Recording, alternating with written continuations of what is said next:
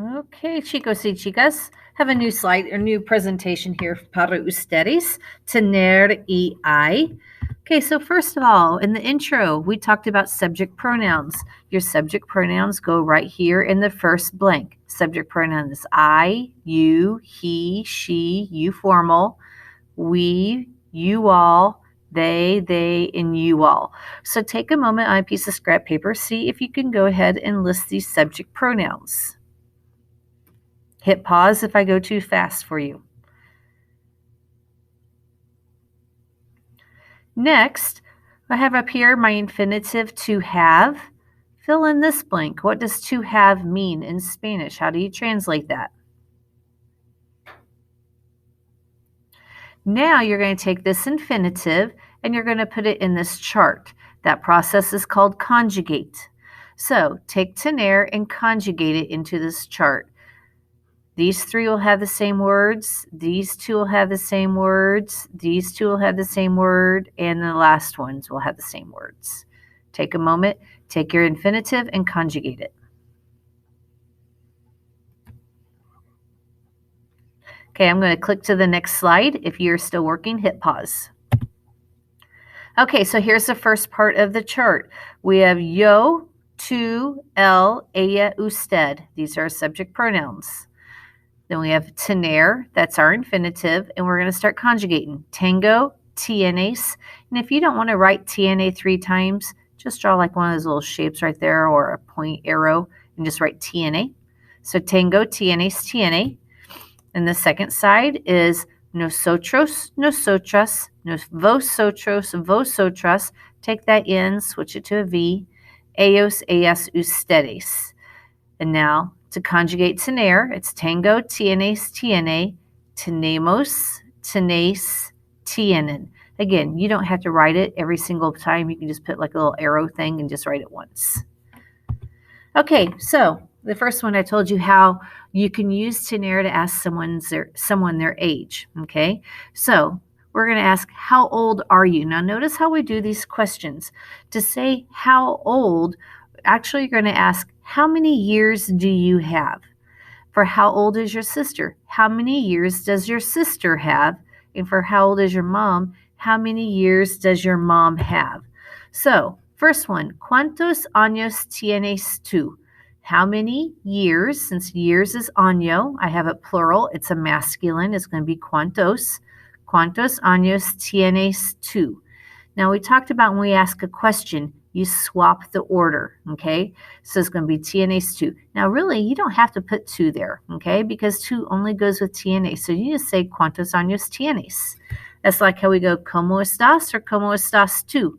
We don't have to have that tú at the end of it. How old is your sister?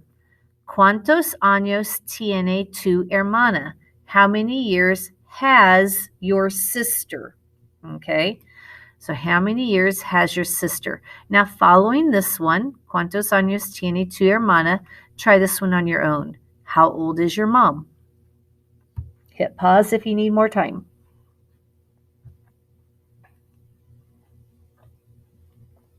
Okay, I'm going to click it. For how old is your mom? It's ¿cuántos años tiene tu madre? Now you can do that with any family member. Okay, now we're still doing age. Now we're not asking a question. These are pretty generic. I am 17 years old. You don't say I am 17 years old. You say I have 17 years. So you would say tengo 17 años. My grandparents are 85 years old. Mis abuelos tienen, now it's abuelos, so I have to put the mis, tienen 85 años. Number 3, my brother is 25 years old and my sister-in-law is 24 years old. Mi hermano tiene, my brother has 25 años, 25 years, y mi cuñada tiene 24 años. And my sister-in-law has 24 years. So when you're doing age, you're going to use tener. It's so easy to think like, my brother is, you want to say, mi hermano es. Don't. Okay? Whenever you're talking someone's age, you're always going to use tener. So you're going to use tengo, tienes, tiene, tenemos, tenéis, or tienen. Okay. The next one, I have my notebook today. We have 3 tests tomorrow. Juan and Julio have homework on Friday. Take a moment, see if you can do these 3 on your own. If you don't know a word, just skip it. Hit pause and work these out. Okay, I'm going to click the button to say I have my notebook today. Tengo mi cuaderno hoy. And number 2, nosotros tenemos 3 exámenes mañana. Now, I put the parentheses around nosotros because I don't have to use it, okay? Because tenemos always goes with nosotros. Notice on number 1, I didn't put the yo there.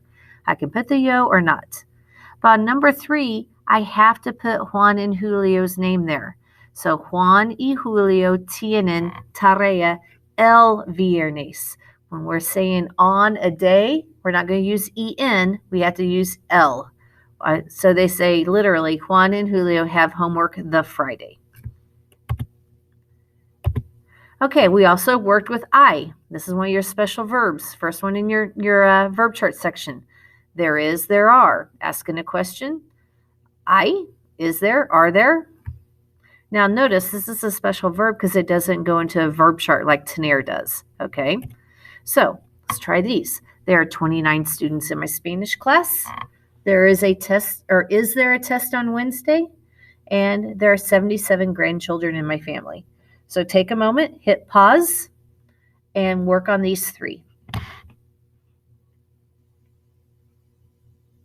Okay, I'm going to go ahead and show the answers. Hay 29 estudiantes, or you could have alumnos en mi clase de español, in my class of Spanish. Notice they don't capitalize languages either. So not only do they not capitalize days of the week or months, they also don't capitalize languages. Number 2, is there a test on Wednesday? Hay un examen el miércoles. For that on, I'm going to use el. There are 77 grandchildren in my family. Hay 77 nietos en mi familia. So my question is, how did you do on your sentences? Okay, so get those charts memorized and remember what I means, and we'll keep working in class. Adios. Oh, we're not adios. I take that back.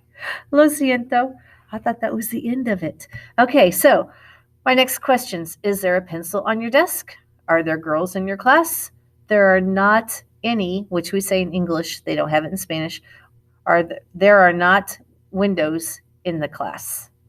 Hit pause, try these 3. Okay, here we go. Is there a pencil on your desk? Hay un lápiz en tu escritorio or pupitre. Remember, your without the accent mark, or the tu without the accent mark is you. If you want to say, I'm sorry, tu without the accent mark is your, tu with the accent mark means you.